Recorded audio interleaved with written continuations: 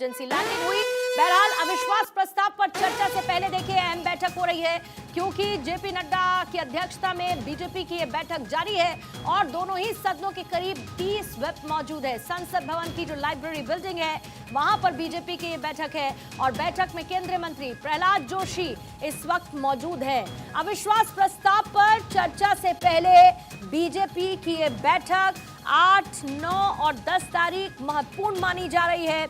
दूसरी तरफ आज सदन में हंगामे के एक बार फिर से आसार, लेकिन दोनों ही सदनों में अगर कुल मिलाकर 30 व्हिप की मौजूदगी है और संसद भवन की लाइब्रेरी बिल्डिंग में इस वक्त बीजेपी की ये महत्वपूर्ण बैठक चल रही है।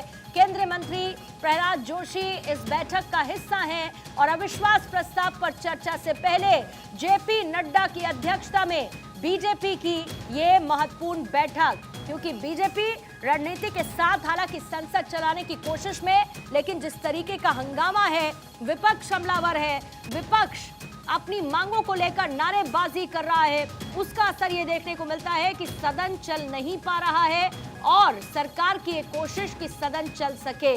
लगातार संसद के शुरू होने से पहले बैठकें विपक्ष की तरफ से भी हो रही हैं और फिलहाल संसद भवन में लाइब्रेरी बिल्डिंग में बीजेपी की ये बैठक चल रही है, जिसमें प्रहलाद जोशी भी मौजूद हैं और जेपी नड्डा की अध्यक्षता में ये बैठक हो रही है। अर्जुन राम मेघवाल इस बैठक का हिस्सा है, केंद्रीय मंत्री प्रहलाद जोशी इस बैठक में मौजूद है और अविश्वास प्रस्ताव पर चर्चा से पहले बीजेपी की ये बैठक महत्वपूर्ण। और 11 बज चुके हैं, इसका मतलब दोनों ही सदनों की कार्यवाही शुरू होने वाली है।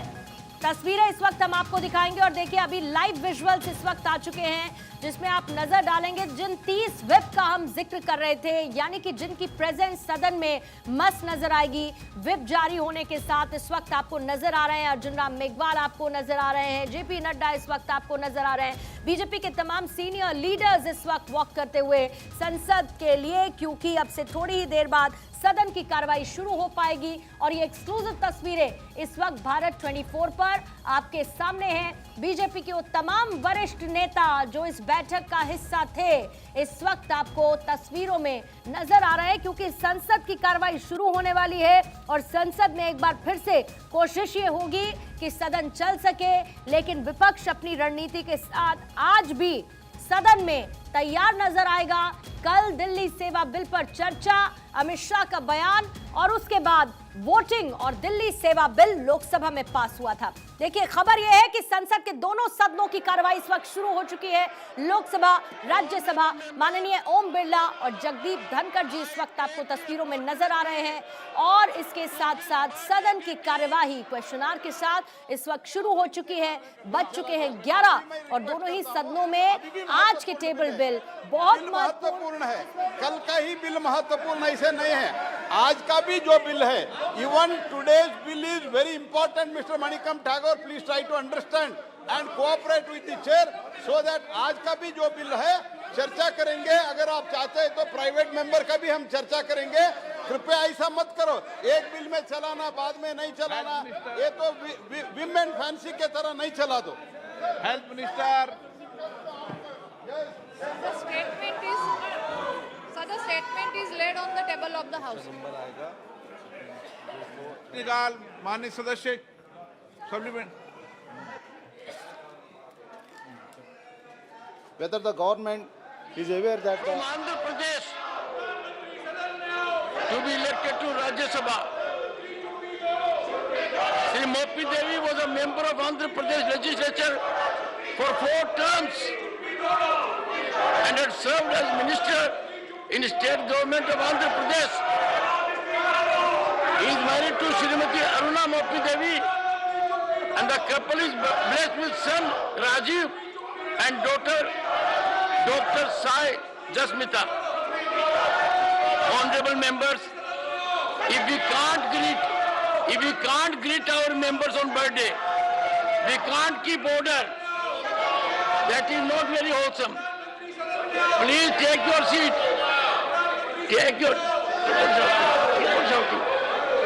Keep on shouting.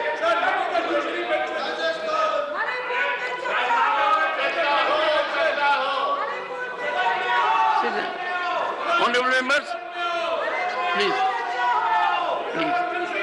चर्चा हो और प्लकार्ड लहराते हुए प्लकार्ड्स में लिखा हुआ है इंडिया फॉर मणिपुर, इसका जिक्र करते हुए इस वक्त विपक्षी सांसदों की तरफ से हंगामा हो रहा है। नारेबाजी की जबरदस्त शुरुआत लोकसभा में हो चुकी है।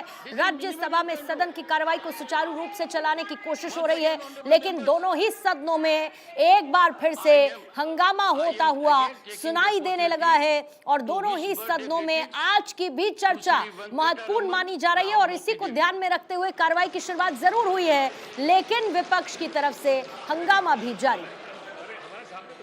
And we have developed a mechanism that those of our honorable members whose birthday is on days when the house is in session but not sitting, we greet them.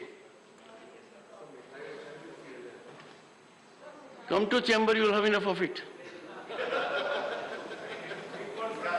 He is a member of Rajya Sabha since June 2020. He is a social worker. Sir 25 cities में थे, only in 25 cities, अभी वो बढ़ा के 80 cities में हुए हैं, तो लगभग डबल ये CGHS सेंटर्स बढ़ाए हैं सिटीज में।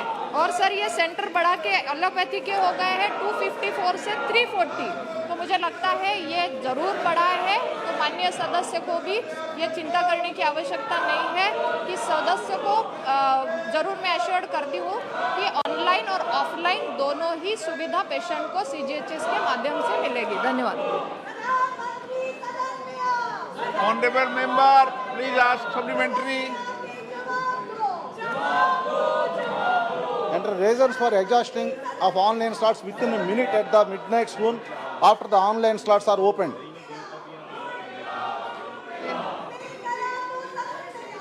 आदरणीय अध्यक्ष महोदय, जो कि ऑनलाइन स्लॉट्स के बारे में बोला, मैंने फिर वही बोल रही हूँ कि ऑनलाइन स्लॉट एक ऑफलाइन स्लॉट ये डॉक्टर पे जो लोड मैनेज कर रहे हैं, तो उन्होंने ऑनलाइन स्लॉट को कम किया है क्योंकि एक दूसरे सेंटर का भी लोड उस दूसरे सेंटर पे आ रहा है। जल्द ही वो सुविधा होगी। उसके अलावा वहाँ पे हमारी जो ग्रीवांस की जो एक फैसिलिटी दी गई है, तो उसके माध्यम से हम ग्रीवांस के माध्यम से भी ग्रीवांस एडवाइजरी कमेटी है, उसके माध्यम से भी हम वो बेनिफिशियरी के साथ ग्रीवांस के माध्यम से मदद करते हैं। Question number 222, C. कृपाल बालाजी तुबाने। प्रश्न संख्या 222। Sir, the statement is laid on the table of the House, sir. Member. Sir धन्यवाद स्पीकर महोदय। न्यूबॉर्न स्टेबलाइजेशन यूनिट जो कि जो बच्चा पैदा होता है और उसमें जब कोई प्रॉब्लम्स दिखाई देते हैं स्वास्थ्य, तो बड़े मुश्किल से वो बच्चों को बचाने के लिए इस यूनिट का उपयोग होता है।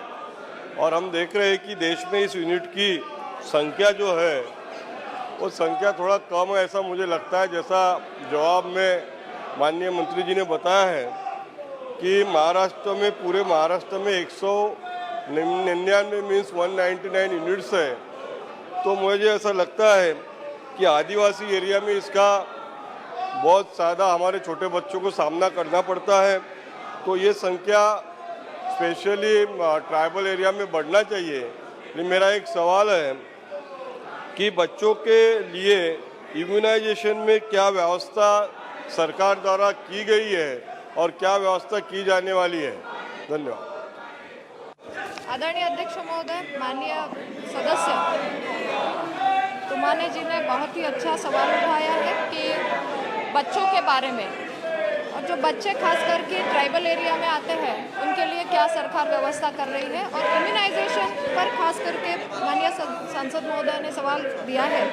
आपके माध्यम से मैं यह अवगत कराना चाहती हूँ कि आदरणीय प्रधानमंत्री जी के नेतृत्व में हमारी सरकार बहुत ही अच्छे से इम्यूनाइजेशन पे फोकस कर रही है।